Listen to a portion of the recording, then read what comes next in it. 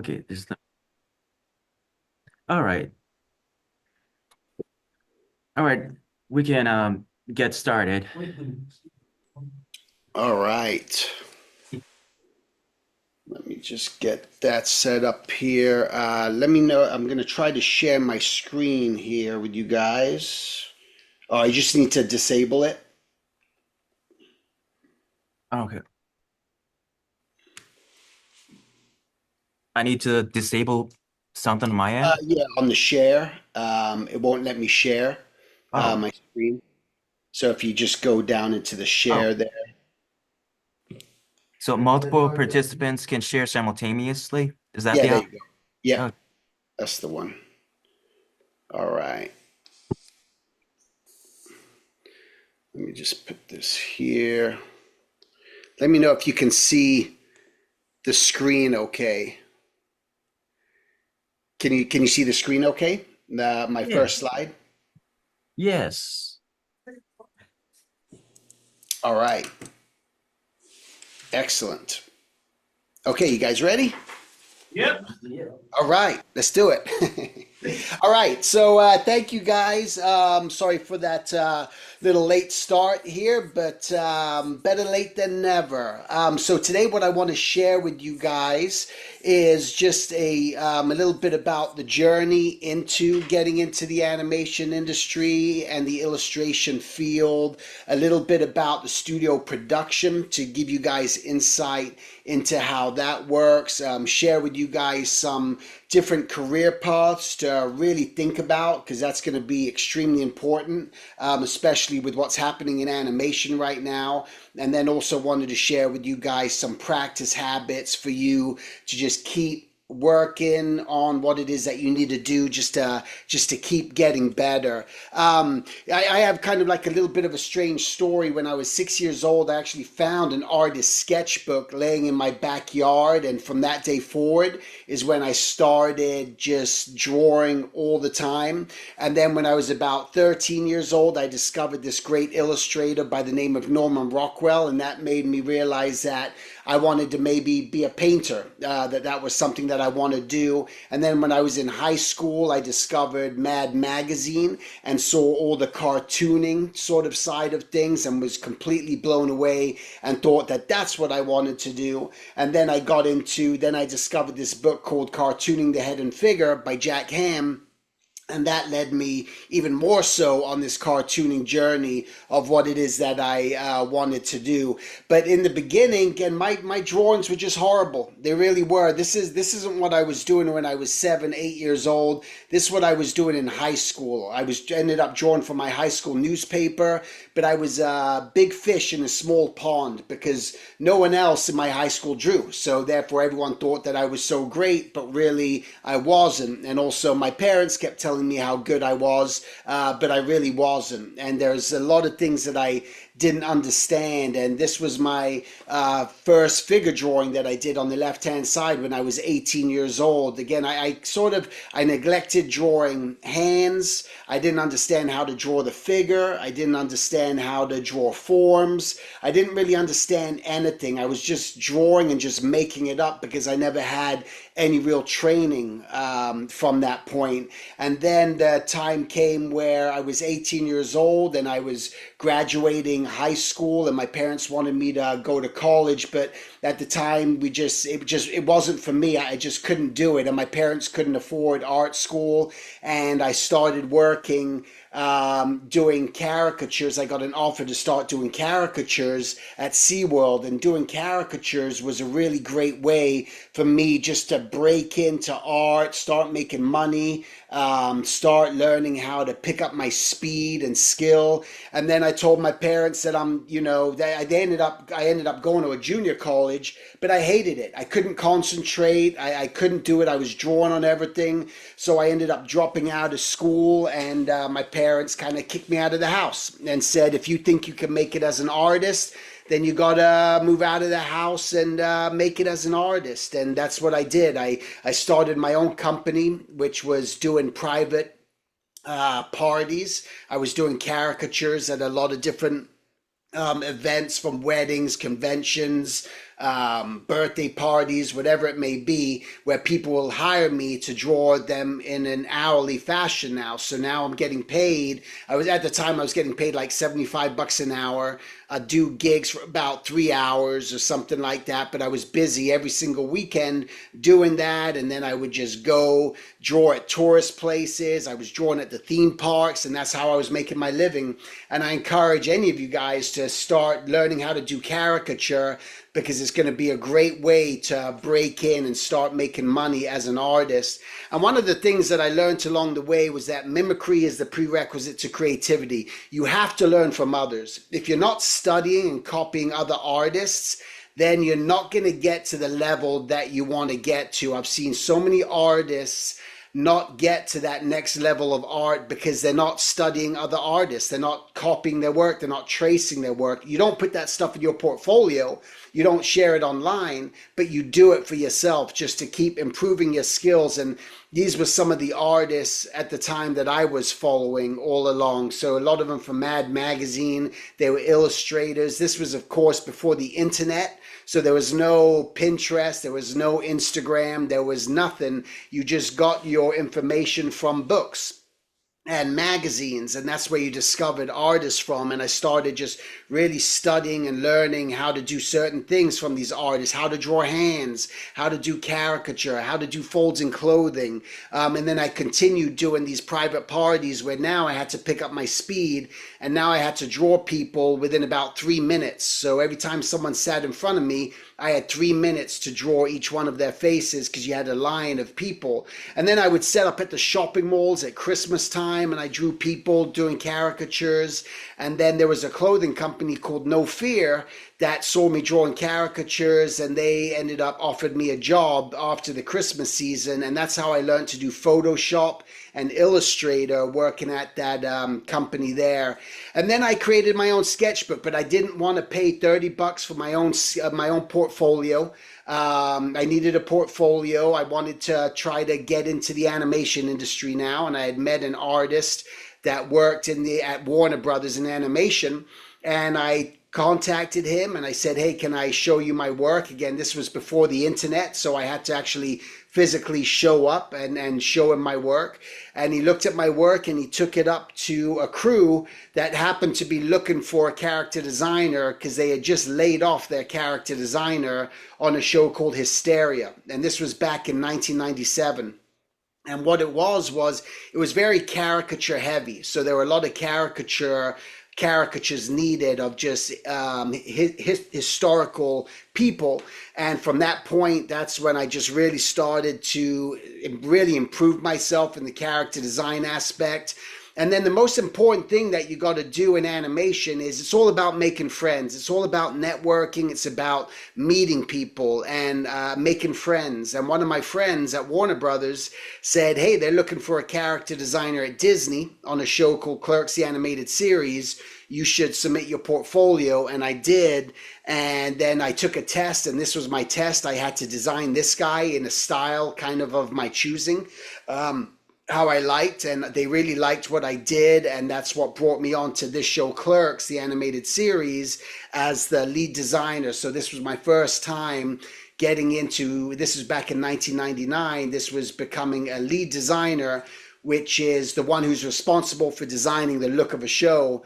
And then from there, I started making all these toys, working with Kevin Smith and doing this toy line of all these different characters. So that was a lot of fun. And these were just some of my early concepts. So again, this was before the computer, where you're just drawing stuff on paper, you're using markers, you're using all the traditional things to really get there. And I'll draw very loose and very rough when I'm starting out. I use Post-it notes a lot of the time just to help me break up my designs. If I want to just improve a drawing, I'll stick a Post-it note on top of my drawing, because if I don't want to erase it, or I'm using a dark lead or a pen and ink, and I'll start by doing that. And this would be my process. I'd do my design, I'd tighten it up, and then that would go to a sculptor.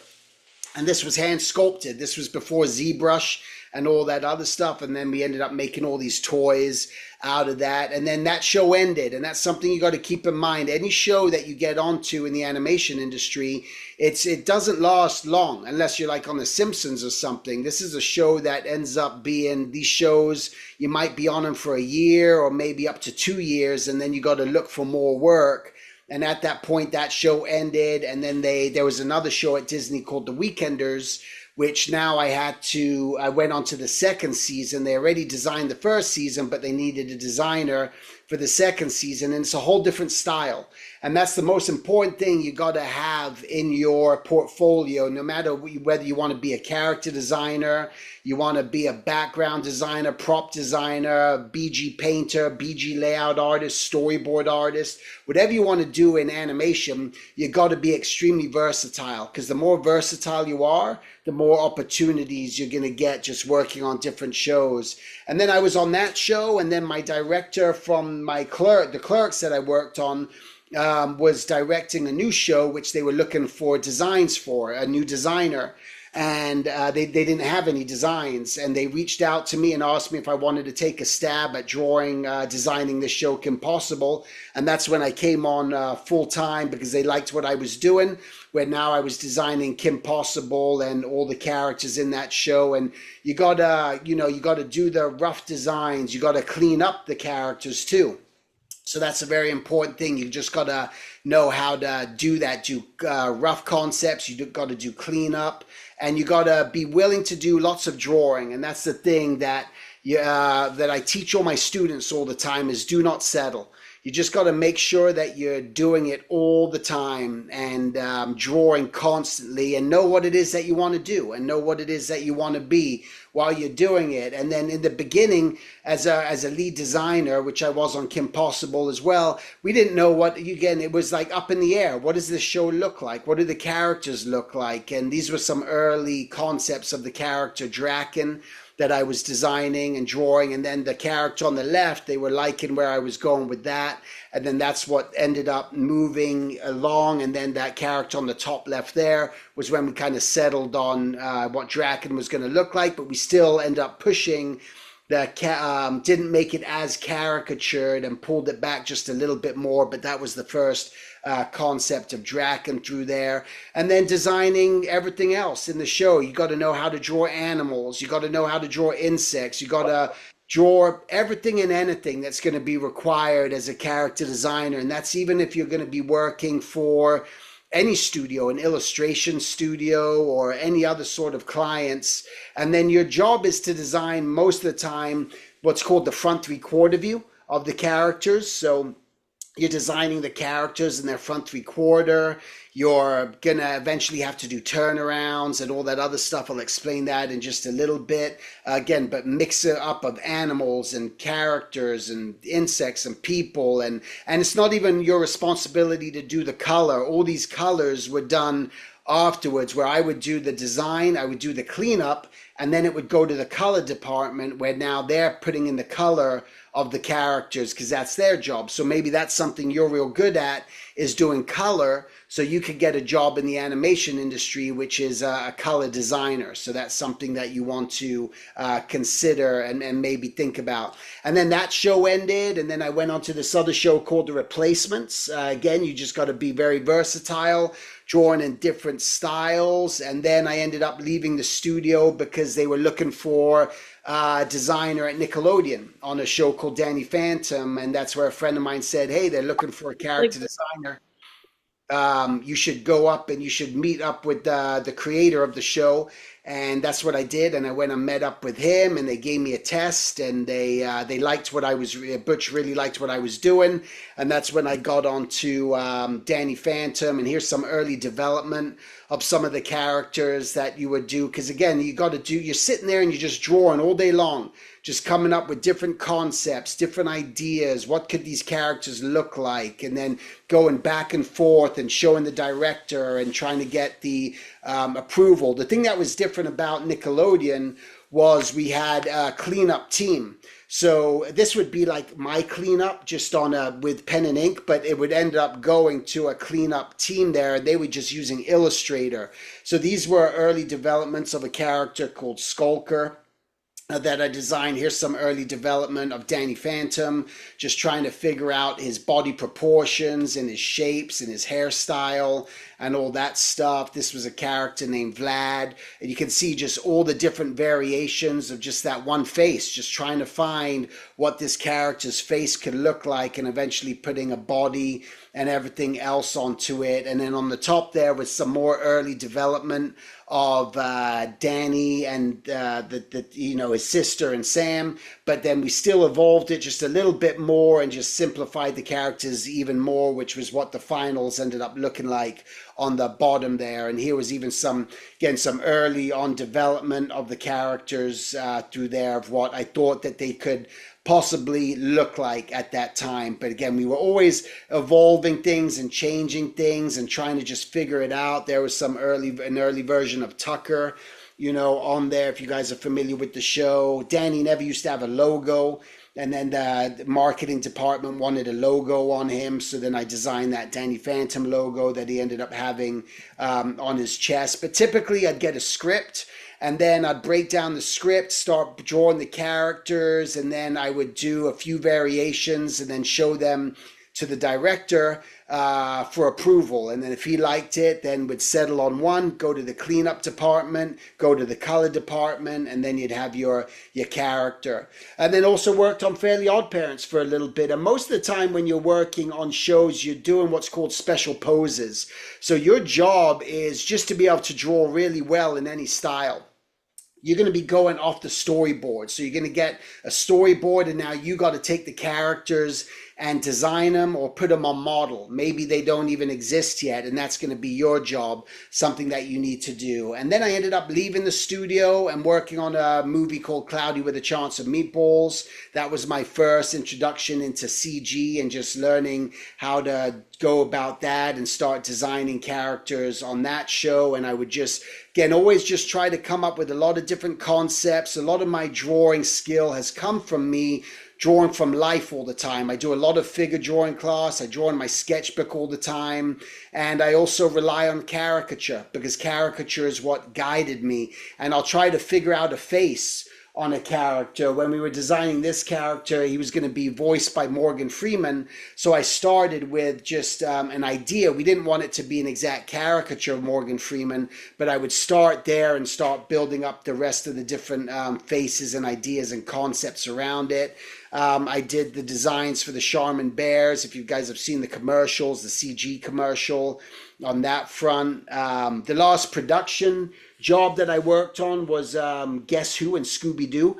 And that they called upon me to start doing caricatures on that. So caricature has guided me throughout my whole journey, being able to come and do that. And then just, you got to be able to rotate the characters. And this is why the more you practice drawing the human face and not settling on one style, that's the most important thing, because if you're just working on one style, you're not going to get the jobs that you want. And then I ended up getting hired by Mad Magazine to work for them. So I was working for them for a couple of years and doing a bunch of illustrations for them. So that was a really fun time.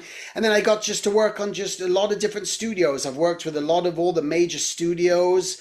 I've worked on just a lot of different projects and done designs on a lot of different varieties of shows and movies and everything else. And then I decided after that when I was kind of like done working, doing a production, I wanted to be a recruiter. So then I became a recruiter for Disney for a couple of years and got to really learn about that whole experience and what's involved. And again, the most important thing was that portfolio.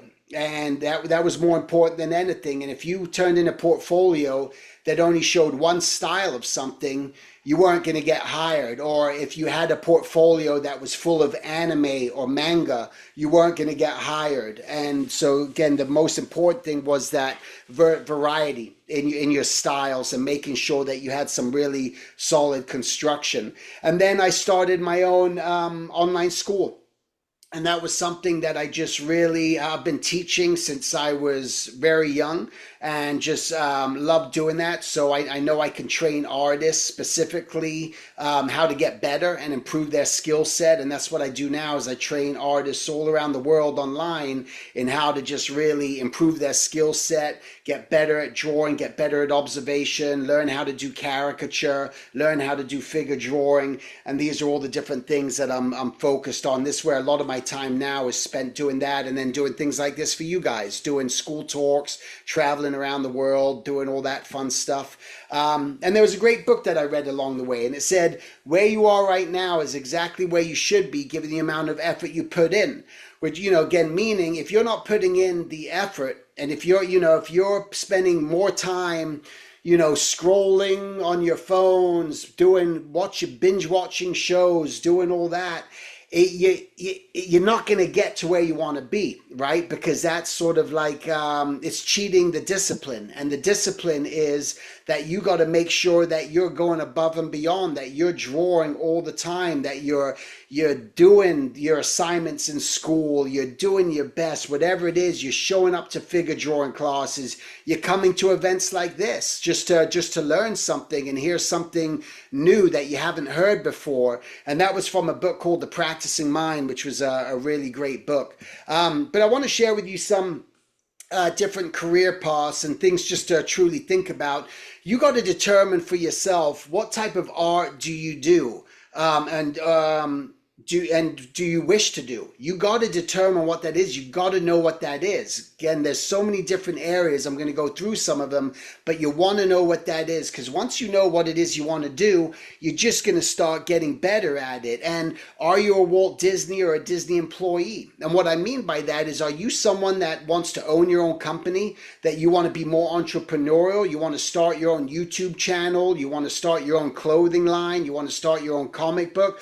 Are you that person, or are you someone that just wants to show up and be told what to do?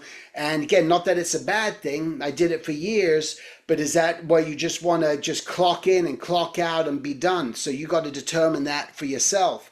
And so the studio production, there's a lot of responsibilities that you got to have. And that number one is collaboration. You got to know that collaborating is the most important thing when it comes to just working. You got to know how to work with other people, and that people are going to be judging you and hiring you based on that ability. You got to be able to explore different looks and feels and personalities. You got to provide multiple iterations of one character, or props or backgrounds, no matter what area that you do. You got to just do a lot of different iterations. Once again, just do not settle. Don't settle on that very first drawing. You got to do multiple things. You got to be skilled in poses and expressions and turnarounds. You got to be able to do roughs and cleanup. You got to work closely with an art director and the director. You got to have excellent draftsmanship. You got to have the ability to articulate a director's vision. You can't not give them what they're looking for. If they want something specific, you got to be able to do that because you're working for someone else. You got to have strong research skills and do that and know how to do research. You got to have knowledge of anatomy, and this is where figure drawing comes into play. You want to have strong volumetric drawing and just know how to draw really solid. You got to have stylistic versatility, which I mentioned, Photoshop knowledge. You got to know how to use Photoshop, and also just previous experience is a bonus. It's not a must. When I was a recruiter, people didn't get hired whether or not they worked at another studio. It all came down to their portfolio, because the portfolio is the diploma. It doesn't matter what school you go to. It all depends how well you can draw, and that's what's going to determine if you're going to get work or not. And then a lot of the responsibilities are similar. I won't read through all of these, but you guys can see these. But again, you got to be able to complete your work on schedule. If you're turning in stuff late, you're going to get fired. That's never going to work out. You got to be able to communicate really well with the supervisors and the production managers. You got to be able to demonstrate proficiency in a show style, and you got to have strong time management skills. You got to be able to work well under pressure. You got to be able to multitask, because you're going to be given multiple things at once. When you're at school, you have the luxury of working on, just things for a long time. But when working in the industry, As a character designer, you typically get about 3 weeks to design a show on a TV production, and you might have 150 characters that you need to design. So you got to work really fast, and you got to again have that the ability to be able to do that. And what you'll get typically is a breakdown. The production coordinator will give you a breakdown. This was for Fairly Odd Parents. And they'll give you a breakdown of the different characters that you need to do and the scene numbers and all that you need to do. And then this is how it typically works. So 90% of your job is doing tightening up drawings from the storyboard. You don't get to design all your own stuff all the time. You barely ever. You only when you get that script and it's a brand new character, but then you have to put it in the show style. But this is the sort of stuff that you're doing most of the day, is just grabbing storyboard panels and taking the characters and putting them on model. It could be as simple as drawing a hand. We just need that done in the style of the show. And this is what's going to be extremely important. You got to do turnarounds. And this is just a 3-point turnaround. But most of the time, you're going to, at the beginning of a show, you got to do that 5-point turnaround of your characters. And then you're going to be doing a lot of things like this, where you might have to, you'll design a character, and then you got to design the underside of the hat, or you got to design the bottom of a boot. Right? So those are going to be things. So I would do the design, then it would go to the cleanup department, then it would go to the color department. And then here's some other examples. Hey, we need to see what the dog looks like just just growling through there, or we just need to see what the dog looks like with his tongue hanging out. Another thing, responsibility that you're going to be doing is just taking the storyboards, and then you got to take all the characters that you've designed, and now you just got to label them and just put them specifically where the storyboard artist didn't draw everyone in there. They don't have time to do that.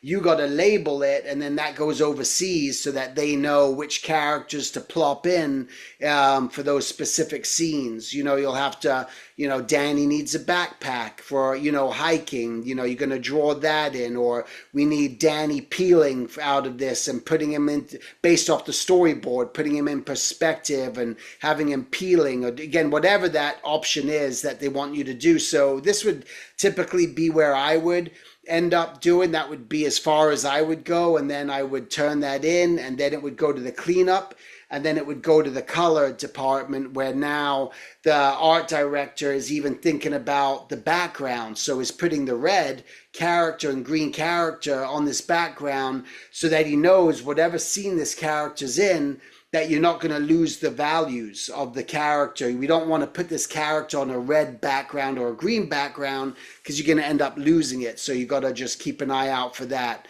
You got to do lineups. You're going to be doing lots of those and just establishing what those lineups of those characters may be. And typically when I'm designing, I don't spend a lot of time on my preliminary work. I do it very roughly, especially when I'm submitting it to a company, because they're going to make decisions right away of what they want or they don't want. So here I usually put numbers by all the characters that I'm doing, and they'll say, hey, why don't you go ahead and I like what you've done with the body of number 1, but I like the head of number 2, right? So by numbering it, you make it that much easier for the studio to understand what is going, what it is to make happen there. You got to do expressions, right? So working on facial expressions is going to be extremely important. Body attitudes. This was from Hotel Transylvania, which was on Netflix, just creating some body attitudes of that green character through there. Here, this was, you can see again, just a lot of different numbers that I'm putting. This was for a different client, and having just to come up with these rat designs. And again, I did so many. There'd be so many different iterations. There was up to 27 different variations of this character. And then eventually they'll settle on the ones that they want. Hey, we want, number 14 with the face or the body mixed with number 22. Or, again, they could do whatever they want, but that's why you want to just show just a lot of variety. These aren't my designs that I'm going to show you right now coming up, but these are the different jobs that I want you to, think about. There's feature storyboard artists where your job mainly is going to be all about the acting and the storytelling. That's going to be very important. You don't have to worry so much about the background elements and all that. And then there's the television storyboards where sometimes they can be very loose or they need to be drawn more model. Like on The Simpsons, every time those are very tight and you got to draw them really tight. So you just got to know how to draw the characters. But maybe you want to work doing commercials, doing storyboards for commercials. That's another area of the industry where you can get in outside of the animation industry. Just something to think about. Or you want to do prop design. So when you do prop design, you want to make sure that you're showing like a turnaround of what it is that you're designing. So you can see all the different angles, or you might create just a bunch of variety of a concept of an idea. Here's all these books and this is what they may look like. But prop designing isn't easy at all. It's very difficult, honestly. You just got to be really proficient in perspective. And imagine having to draw a bicycle and you got to draw it in three different views, from a top view, a bottom view, and move that around. And you got to draw a car and doing things like that. Background layout. Background layout is where you're just drawing the background, where it just might be line artwork, or maybe more for a feature film or something. You got to put more tone and everything else into it. And the big thing just to stay away from, well, not stay away from, but a lot of artists just want to do what's called visual development, but those jobs don't really exist. So you got to be extremely careful with that, because even at the studios, they only hire very few visual development artists, which means you want to separate what you do. Maybe you're really good at background layout, so just create a background layout portfolio. Or maybe you're really good at painting, so you'll create a BG paint, and that's a BG paint position. In that position, you don't have to draw the backgrounds, you just need to color them. So you're going to want to play around with that and play around with a lot of different styles, a lot of ways of different coloring things, like doing things like this, color keys, which is more for concept design. If you want to do working in video games, where you might just take one location and light it differently in all these different elements, just to show what it looks like at all different times of the day and giving it mood.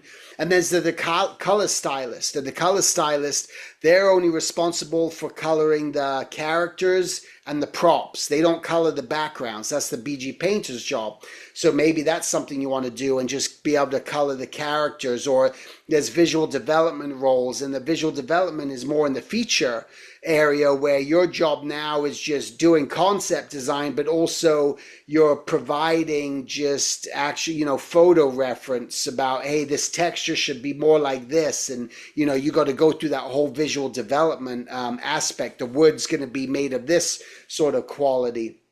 But maybe you want to be a gallery artist, and that's something you want to do. You love painting and you want to just paint backgrounds or paint scenes and landscapes. You can move into the gallery area. Maybe you want to do comics, and that's where your strength is. But so you got to just be really good at drawing anatomy and doing composition and layout and working on things like that, because that's an area that you want to get into. Or maybe you want to do graphic novels and you want to create your own graphic novels, or you want to work for companies. Again, the same thing. Remember, cheating discipline. There is no cheating discipline. There is no pixie dust. There's nothing that's going to, you can't get away with not having good artwork. It's just, it just doesn't work. You're just not going to get hired by people. They want to see quality all the time. Maybe you want to do book covers, right? So this is an area of interest that you think that would be great. I want to do more illustration, and that's an area that I really want to get into. Or maybe you're really good at fashion design and you're real good at doing clothing and costuming, so you can move into that realm of an industry doing fashion design for other companies. Or even movie costume designer, right? So there's people who are hired just to design the costumes for the different characters and figure all that out. So that requires a real understanding of just balance and costume and variety. Or maybe you want to do medical illustrations, right? There's jobs for everything. You just got to know what it is you want when you're just starting to do this and move into this, or product advertising and working for advertising agencies where you're showing, you've seen those billboards or things where they need artists just to come up with characters or mascots and doing things like that, doing the live caricatures. So that's something that, again, I did for years and I still do, where I get hired hourly. Now my rate is like $200 an hour. So I get paid $200 an hour. But even when I was doing this, when I was 21, I was going to the bars and I was drawing drunk people, and I was walking out of the bar with like $400 in my pocket. I go to shows, I go to conventions, and I do people's caricatures, and it's a great way to make a living as an artist. And but you got to create your own company, or you can work for other people as well. Just get hired by other people who are looking for a caricature artist, and work in the theme parks during the summertime and things like that. Or maybe packaging design, right? Maybe you're really good at, again, doing packaging and graphic design, and that's an area that you want to get into. Or again, coloring books. So just look all around you. Every time you go into a Target, every time you go into a grocery store, these are all the different, upgraded to host and now includes unlimited minutes. Okay. Yeah, You guys still? sorry, I was like running out of minutes, so I Oh, just like upgraded, just to cut out the time of having to like restart the Zoom again. oh, got it. Okay, okay, great. Let me just go back here. Let me Okay. see. All right. There's getting into, toy designer. If that's something that you want to do and you want to start making toys, but maybe you got your own ideas and you can create your own Kickstarter or do something and finding your own way and go to a toy fair and a toy show or a licensing show, or doing branding, mascot branding, and designing characters for just different corporations, whatever they may be, or clothing design, and reaching out to companies who do clothing design. Again, when you just go into a store like Target, you see all the clothing design and all the cartoon characters. Those are artists that are being hired to do the layout and create these using different licensed characters, right? Or there's the video game designs that you want to get into, or even just animation, right? What area of animation do you want to get into? Do you want to do stop motion animation? Do you want to do just animation that's more, Flash or Toon Boom Harmony? Or again, what is it? What sort of animation do you want to get into there? Or game cards? Maybe, we see a lot of game cards are very popular right now with like Lorcana and so many different ones where that's a big thing, but you got to know how to do development, visual development. You got to know how to compose and color and do all these, if that's an area you want to get into. Or movie poster designs. It's not as common anymore, but it's still out there and still exists. And there's independent companies and independent people who are looking, to create that. Or industrial design, where all the products you see on shelves, they're all done by drawings, right? They all start there, they're designed, and then they're made and manufactured, and that's every single product that you look out and you see. So that might be an area that you want to get into. Or spot illustration for magazines. You go to the bookstore, the magazines, the supermarket, open up any magazine, and you're going to see illustrations in there done by artists, that maybe you want to reach out to those companies and doing things like that. Or children's books, creating your own children's book, selling your own children's book, or just doing it for other people and working with publishers doing that. So again, maybe you want to do tattoos, and that's an area that you want to get into. So there's so many different areas beyond the animation that you just got to start looking around. You got to think outside the box and just say, what do I really want to do? And again, am I interested in starting my own company? Am I interested in collaborating with friends of mine and building my own video games, starting my own platform, doing, again, my own YouTube channel, which I advise everyone to start creating their own YouTube channel and starting today. With that, you might even be creating your own animations that you want to put out there, and just build up your brand and your awareness. So these are very important things. And the big thing is to see, observe, and remember. And this came from this course. It was called the Famous Artist Course, which came out in the 1960s and 70s. But the instructors always talked about, in order to grow and get better, you got to be able to see, you got to observe, and you got to remember these things, right? So you got to look at people. You got to just as much as you can.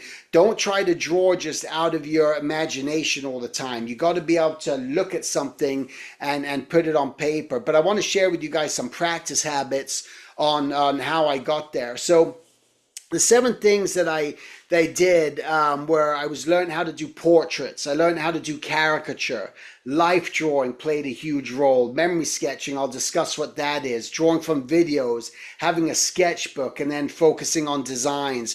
Those were the 7 steps going through there, but you want to make sure that you're drawing from life as much as possible, that you got your sketchbook and you're not just trying to draw again out of your imagination, that you're drawing from, you're going to figure drawing class, you're going to the cafes and the coffee shop and looking at people, and you're drawing from reference, and you find reference to draw from. So you want to mix it up between those 3 things. So with the portraits, I was practicing using gouache paint. I was using watercolor. I was using markers. I was using acrylic paint. I was just trying to practice with everything. And then with caricature, by having an understanding of portrait, just made me get a better understanding when I was just starting to caricature people and things. It just became that much easier because I understood how to put things together.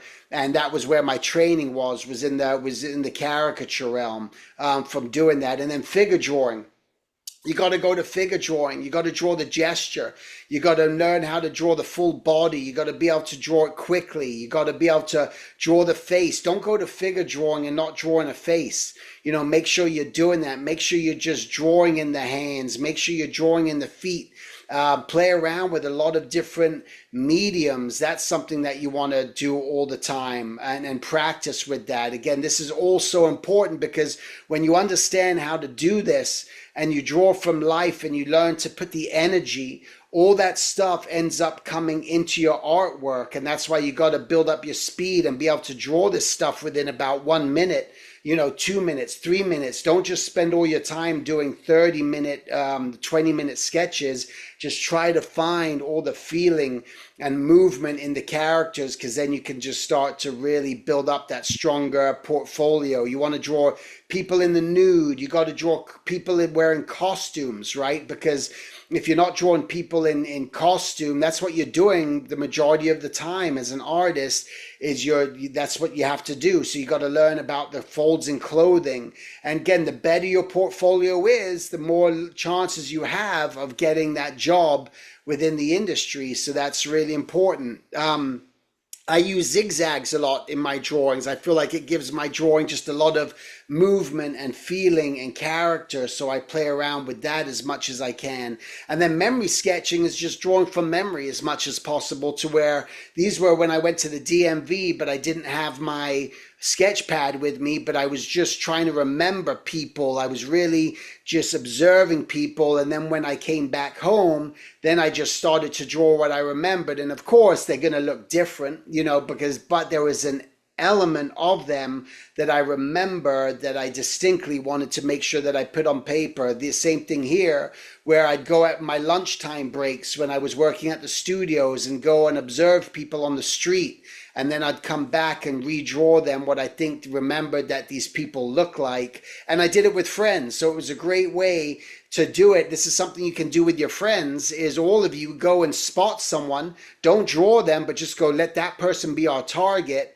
And then you guys all go back to your drawing boards and you all draw it and see what you came up with and see how similar the characters were that you drew. And it's as simple as this, where you might look at someone and observe them and say, God, what is it about that? Look at her personality. Look at her body language. Look how she's standing. Look how she's holding her weight. What is she wearing? And you try to recall all that information as much as possible, and then eventually you get to that next level. And then drawing from video. You want to make sure that you're drawing from video as much as possible. It could be, I like drawing from sports, things that could be like sumo wrestling. I love watching boxing, and I'll draw from just boxing videos and just try to capture movement and feeling within that. You could be drawing from music videos. I was looking at a music video and just drawing the girl in the music video, just doing some dance moves, or just sketchbook again is vital. And I make my own sketchbooks primarily because I just want to have different colored paper. And that's my little art pack up there. And I just have all my little pencils and pens in there.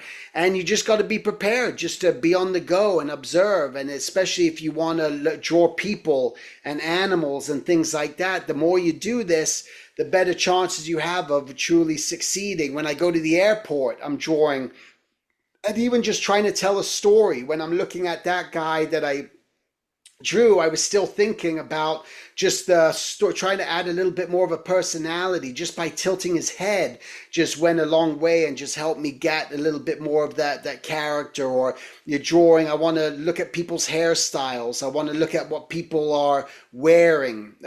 So this helps me build up with all my different shapes. I'll use different mediums all the time, where I might be using a brush pen, I might be using, again, just crayons, pencils, whatever it is. It's always drawing the backs of people, the side views of people, drawing people's hands, right? Making sure you're not neglecting that, drawing the hands and hiding the hands. And this is why I like to draw on just different colored paper or different textured paper, because now I get a texture and that can inspire me just by doing things like that. So those are all just very important things just to truly think about.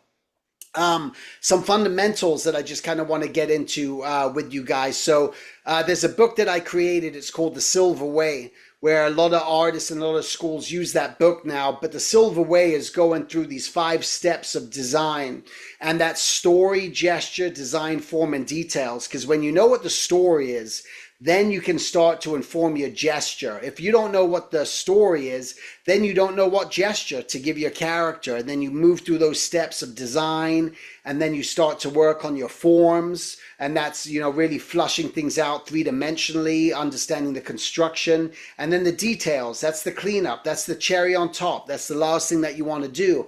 But construction, you got to learn how to construct. You got to learn how to put the pieces of the puzzle together and just working on the foundation. What is going on underneath the clothing? How are these tubes? How do these forms really work within the character? Doing basic things like this, to where you want to buy books that showcase this and go step by step in order just to help you get there.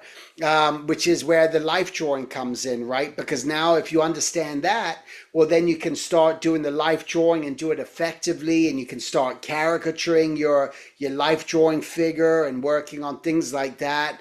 I implement a technique through my Silver Drawing Academy using the bow and arrow method, where basically you got an arc on one side and that pinch on the other, so it looks like an arrow and a bow, and you can just get these attitudes really quick, and you want to capture them within 5 seconds. So when you're observing someone, you just want to go, what is the feeling, what is the attitude, and try to block it in there as quickly as possible. And the construction, where tracing, you want to get in the habit of tracing and making sure that, it doesn't matter what style you end up doing, it all starts with construction. It's all the same thing. You got to find the shape, you got to find the center line, you got to find the eye line, the nose line, the mouth line, and work through that. I teach a technique about avoiding road mapping and making sure that your lines aren't so chaotic and all over the place, but really defining your shapes and closing off your lines and just drawing with purpose. In order to get that beauty, and playing around with shape variation when you're thinking about your characters. These are all the fundamentals and the foundation, and playing around with contrast and variety. What sort of shapes am I really playing with? What are these characters made of? And playing around with that ideation of creating new ideas of your character. This is going to be so important when you're starting to develop and play with your characters, and doing things like this, where I'm just playing around with just a thicker marker and just trying to get that feeling. I'm not worried about whether making my drawings perfect. I'm just trying to find attitude and feeling within my character in order just to give them some life and breathe some energy into them. Or I look at objects and I can find objects. People go, how do you come up with all your shapes and your ideas? I see, observe, and remember. I want to look around. I'm just paying attention as much as possible through there. Or I play around with small, medium, and large shapes shapes or wide and narrow shapes. And playing around with that starts to give me just a lot of contrast and variety through there. I want to think about my silhouette, which is the clarity. Make sure that you got strong silhouettes within your character, because that's gonna get you that clarity of action and moods. So when I do characters, I like to put them in a lineup, and I like to create a silhouette of just shape, just to understand what they are. And I do this technique where I talk about, I avoid the ladder, where I don't want everything so even like a ladder in my design. I just want to start giving it a little bit more contrast in that idea, and playing around with my shapes just a lot more. And I can do that with a face, but instead of making everything so even, I would just want to move those angles, and move things up and down, and avoiding the bowling ball, so you're not making everything so the same. You might have two big eyes and a small nose, or you might have two small eyes and a big nose on your character. Like when you look at characters like this, they offer that idea of contrast within your characters. So those are things that I'm thinking about. I do this thing where it's called SODS, SODS, which is shape, order, distance, and size, where I just want to make sure that I'm always playing around with that concept.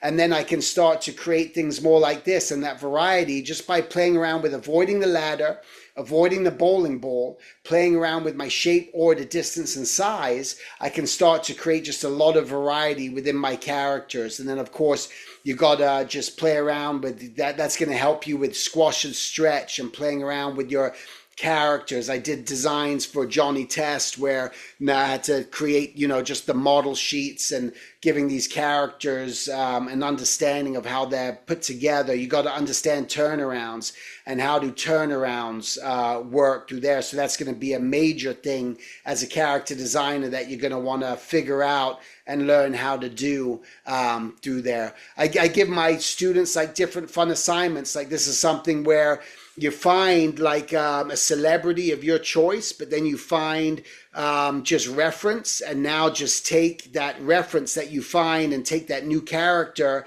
and try to build the exact same expression on there. All right, so just some important notes before I wrap up here and take some Q&A.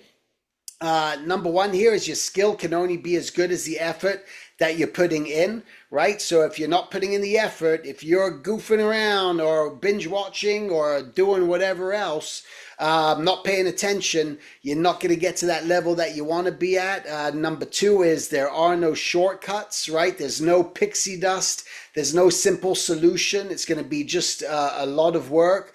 The next thing is just it's important to learn from others by copying their work and their styles, and that's what you got to do in order just to just keep getting better and keep working on what it is that you want to do and that you're trying to achieve. All right, so I'm gonna stop it over here and just let me see here. Let me see. Did it stop?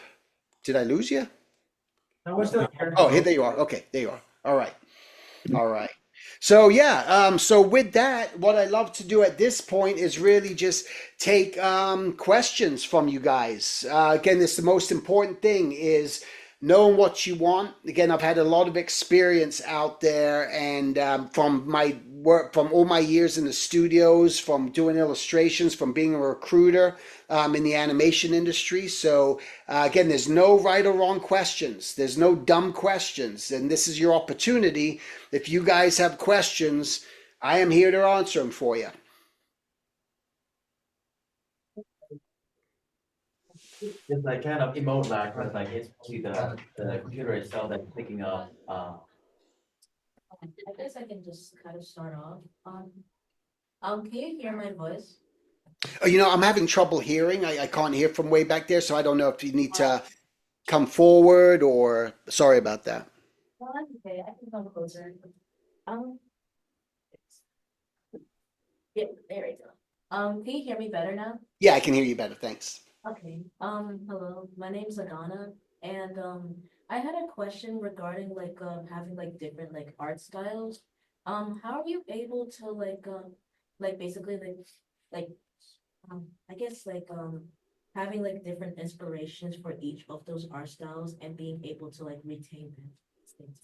Yeah, so the most important thing, like I mentioned, you got to be extremely versatile. You got to be a chameleon and be able to adapt. So one of the things to do is you can even go to all the studios' websites from Disney, TV animation, Nickelodeon, Cartoon Network, and look at all the shows that they're doing and look at those styles, or you even know just different shows that you might like. And what you want to do now is start grabbing those art styles and doing tracings on top of them and just trying to figure out the shapes like, oh look, this SpongeBob is very different from Teenage Mutant Ninja Turtles. Teenage Mutant Ninja Turtles has more just of a human anatomy base to it compared to SpongeBob, which is more cartoony. So you just want to do tracings on those just to understand the shape language, and then even try creating a brand new character in that show style. Imagine you grab something like Big City Greens or the Proud Family,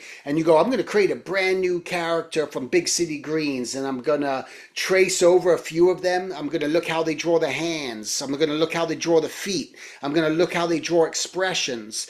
And then you might create your own brand new character, and that's the sort of training that you need to do in order just to expand your portfolio. So now you're not putting in fan artwork, you're putting in stuff in your portfolio that looks like, oh, it could almost fit into the Big City Green style, right? So you just get, or Phineas and Ferb, or whatever it may be.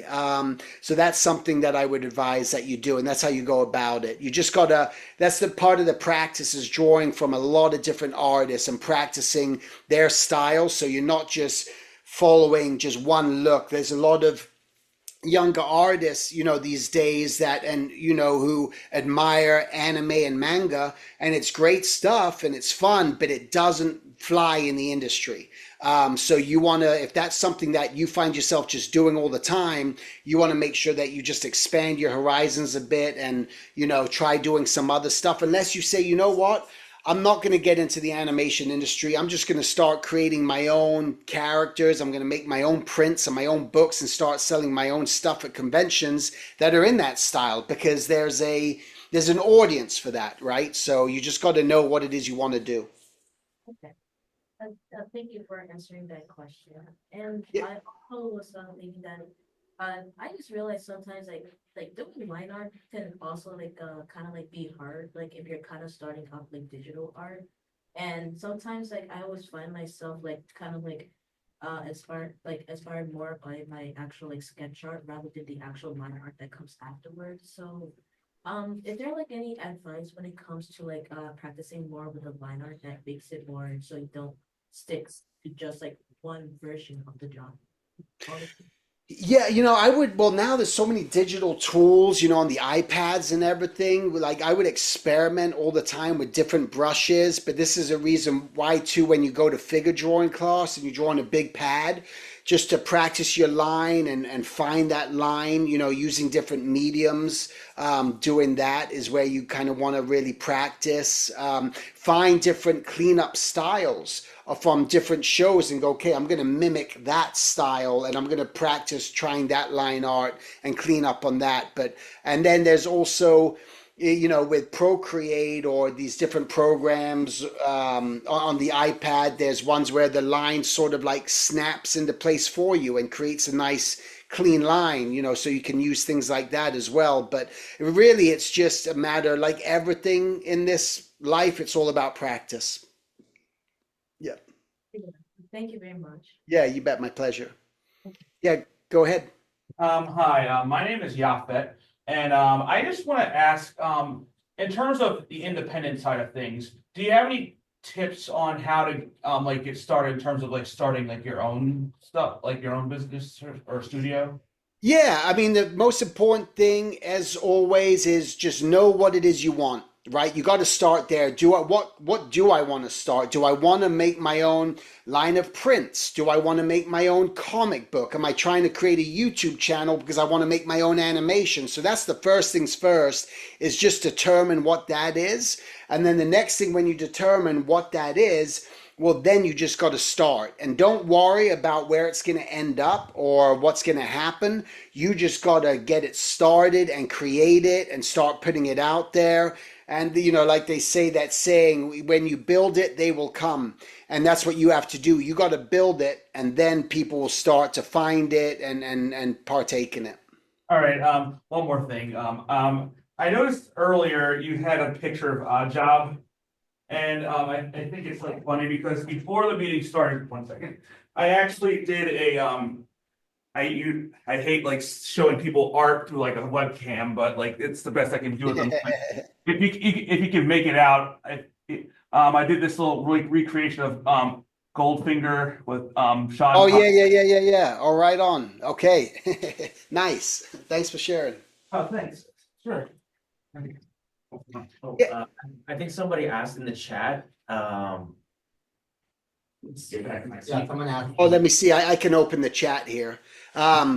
Is it better to have different styles from the portfolio? Is there a way we should format our resume with our art to catch recruiter attention? Because I'm assuming we have a few seconds to catch their attention.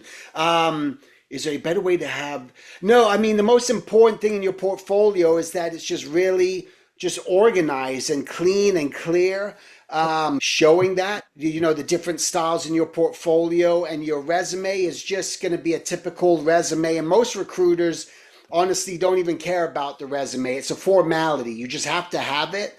But what's more important than the resume is your art.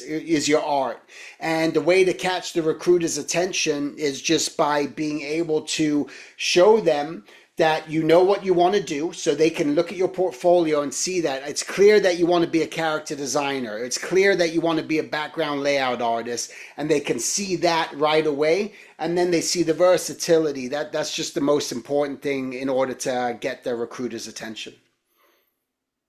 Yeah, go ahead. Oh, my name is Jules Hinman, short for Julian, and I create a lot of cartoon series, and one series I created is called Miss Ma'am. It is about it is about a female sex symbol who commits acts of cartoon violence towards people when she doesn't want them, but they flirt with her anyway. And I'm trying to figure out where can I market this series, because I can understand how in some markets it would be too risque for them, like Nickelodeon or Cartoon Network or something like that. Sure. Yeah, it's really honestly something that you're going to have to do on your own by creating your own YouTube channel and trying to create it on your own. There's a lot of different things out there to help you create your own animations. A lot of people do it, and that's going to be the only way to do it. Really, at this point, is just start creating it on your own, putting it out there, letting people see what it is, and that's going to be the best way to really do it. So get that YouTube channel going. I already have a YouTube channel where I put it on there. Oh, okay. Yeah, that's it. And then now it's about getting the eyeballs on it. And the more you keep adding to it, make sure you're consistent every time you're doing something, so you don't put something out and then you wait 2 months before something else comes out. You got to keep it active. Maybe you're showing yourself drawing or doing something like that. All right. Yeah, I appreciate the advice. Okay. Thank you. Yeah. Any other questions? I was curious, how many samples should one put in their portfolio? Yeah, there's no right or wrong with that. Actually, the more the better, because if you can show that variety within your portfolio, that's what's going to attract that recruiter for that animation studio. And even on an illustration portfolio, you just want to make sure that you have enough pieces to show enough for those people just to understand that you're capable of doing the job that they want. So I wouldn't worry about how many pieces are in there. Just make sure that they're your best, that it's really strong. And that's what's more important than anything when you're working through this. Yeah. And do you have any recommendations for conventions to more likely to meet other recruiters? I mean, one of the biggest conventions, animation related, is one called Lightbox Expo, which happens in California, and then there's one coming up in Tennessee in February called Animation Y'all, ALL, and that's another animation one. But there's not too many animation conventions for that, but there's a lot of conventions that always happen, and you can end up meeting lots of artists at those conventions. And when you meet those artists, you can get feedback from them when you're there, just to get advice on your portfolio. Okay, any other questions? Yeah. Hey, what's up? Good. I got a question about character deadlines. So whenever you're like designing your characters, or like how many you have to design, and when that deadline like comes to like to show the upper representatives, do they like usually just like pick whatever character works best for like what they describe the character and how they view them basically? So when you're designing the characters, you're always going to be working off a script, and then you're going to have to work from that script, and that's what's going to help you understand who the characters are, and that's what you're basing it off of. So you're not just designing a character out of thin air. There's always going to be a particular reason who this character is, and then you're going to learn about their attitude, their personality, and then it's going to be your job just to provide just a lot of different variations of that, and then the director is ultimately going to make the decision on which character you're gonna be doing, and then within a show you might even be like I mentioned, you might even have to do up to 100 characters that need to be designed, or do turnarounds of characters and the expressions and attitudes. But it all starts with the script in order just to help you get there, and then the directors will usually help reel you in, so I think did that answer your question? Yeah, it's pretty cool. Okay. That's help. Thanks. Cool. Thanks. Hello. Hi, Speak loud enough so that the computer can hear you. can you hear me from here? I think so. Yeah. Alright. I'll move a little closer, please. Right, so, my name is Jenna, and, I do love your work, by the way. And Thank you. I was just wondering, how many the character designers work on a project at a time? Yeah, usually on any given project, there's anywhere from 2 to 3 character designers on any show. So if there's a studio, like a lot of the studios, they may have about 12 different productions going on. So there might be on average, about 2 character designers on each show. So there's never as many character designers as there are storyboard artists. There's usually anywhere from 10 to 12 storyboard artists on any given production. And then, on the design department, whether that's prop design, color design, character design, there's usually only about 2 to 3 on each show. Okay. Thank you. Okay. All right.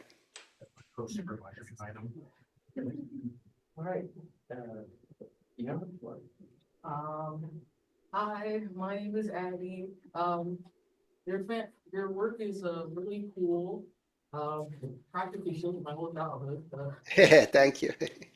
So, my question basically is like, do you have any advice on like working your way up to creating like an animated show? I'm sorry. Could you say that a little bit louder? What was the question? Do you have any advice on like creating your own like animated show? Oh yeah, right. So I would. It's an area that I would say that more and more creators need to start thinking about now. Just creating their own show, and the advice is you're gonna just want to learn about storytelling. You got to learn how to write. Right, and just understand just from looking at lots of different scripts, and you can find them on the internet.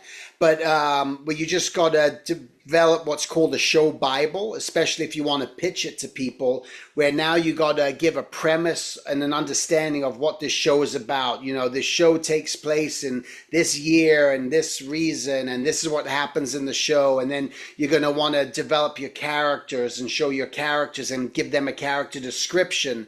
This character is the as the adventurous character. This character is the brains of the operation, or whatever it may be. You want to give them the descriptions and talk about the world, what sort of world they live in, and also think about at least about 10 different episode ideas that you can tell someone about. Well, this episode, these guys go on this adventure and this is what happens, and that's how you just start to do it. But I would say just do a lot of your own research, again through Google. Look at shows that you even like today, and just look at them on the internet and type in like what is, let's just say it's Danny Phantom.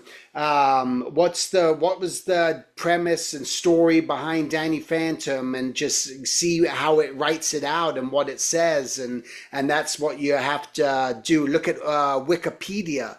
Wikipedia is a great resource of a website just to give you a description and a breakdown of shows and characters, and those are things that you have to do. And then once you establish that and understand what the show is all about, well, now it's either going to be you try to pitch it, which gets very hard if you don't have an agent.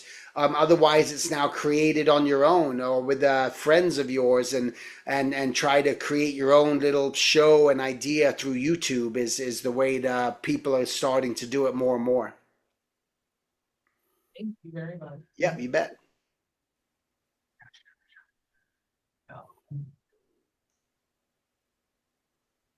Hi, Steven. Hello. My name's Carson. So funny you were just talking about the pitch file. I was just about to ask about that. So I've been doing like my own, like sort of like you're saying about people doing like their own kind of series on YouTube.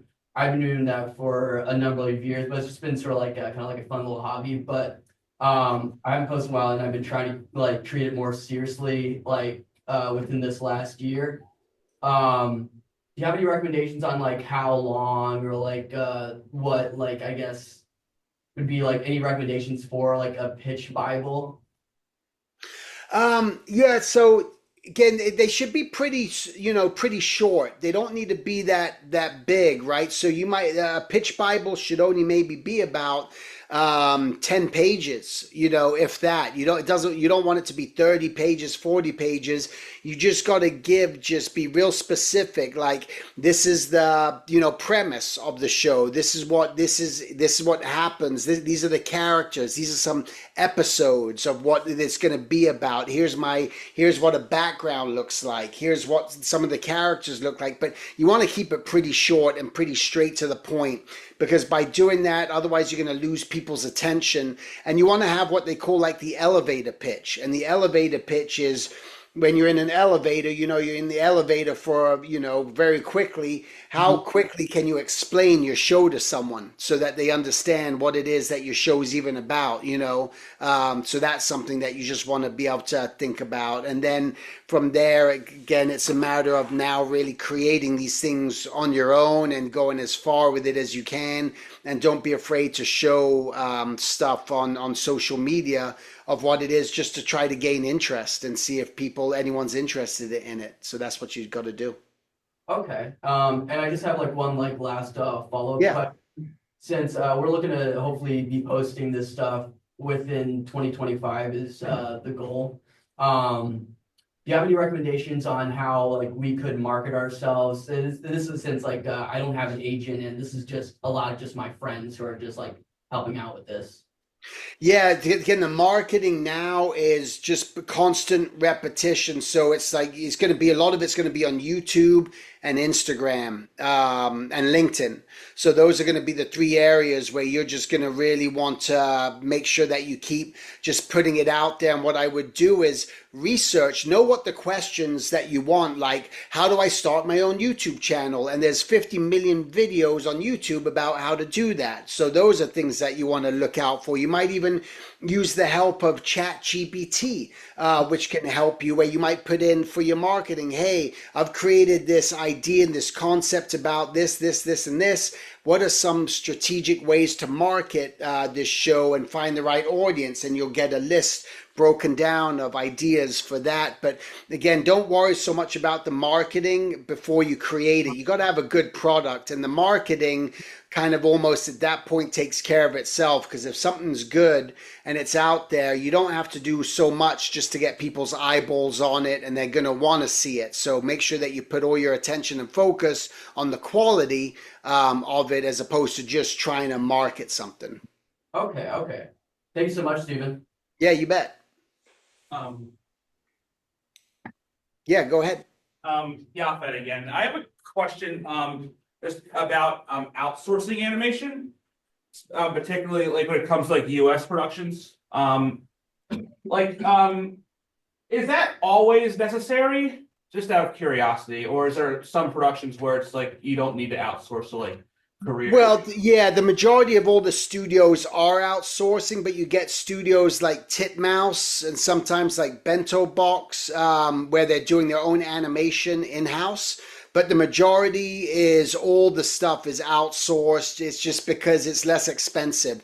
You don't have to do it if you're working on your own project. Again, you could do it yourself or work with friends, but the studios are all outsourcing.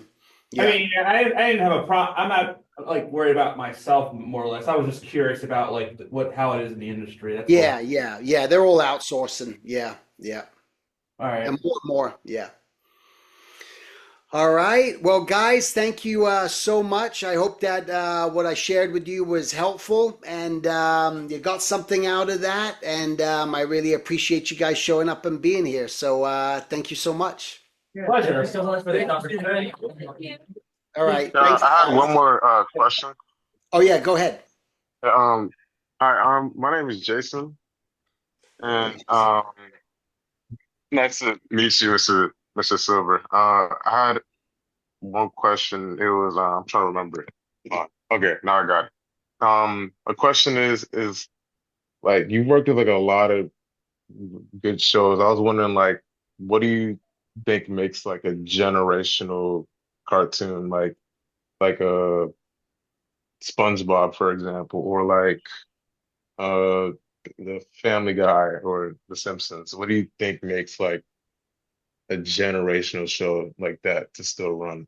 Yeah, it's. I think it all comes to character. It's not necessarily the character designs as much as Hmm. the character themselves, and that they're relatable. That's the most important thing. That there's heart, there's feeling, there's story. Because all the shows that you enjoy or they stick with, you can relate to that character in some way, and that's what makes you cling to something. So if there's something that really helps you relate to that character, that's what's going to do that for you. Otherwise, it's just really funny and it's really engaging, and you get a lot of entertainment out of it, and it just keeps you occupied. So that's what it really is. It always comes down to the story and the scripts. That's what it always comes down to, because you can have the best looking show in the world and design it the best way, but if it doesn't have a strong hook and a strong story and strong characters, then it's just going to eventually vanish and disappear. And it's like that with any live action movie, the same thing. You know, those movies that we really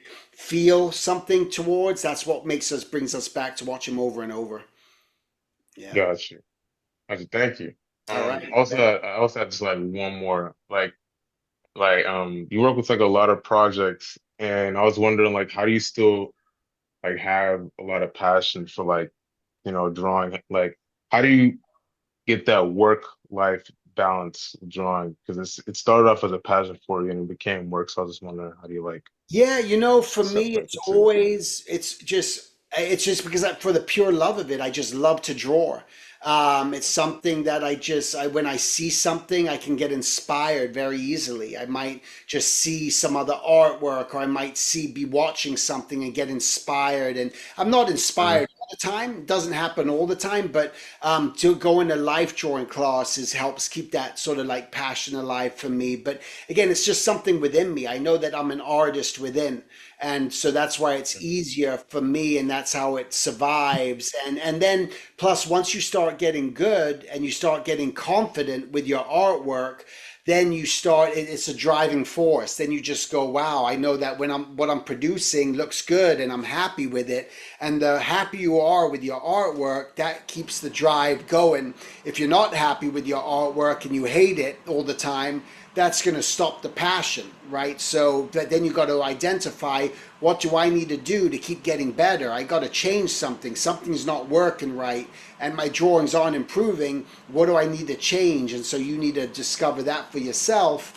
What do I need to change in order to start improving my artwork and get to that level where you just want to keep doing it all the time? Gotcha. Thank you. All right, you bet. All right. Well, Nice thank meeting you guys. Yeah, thank you guys so much. It was a pleasure. Wishing you guys all the best out there, and just draw, have fun, practice. That's what's going to get you to where you want to go. All right, make it happen.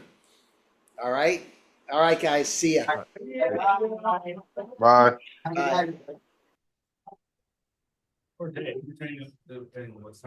Bye, everyone. All right, see you later. Thanks for coming out. Have a nice night. Too. Bye.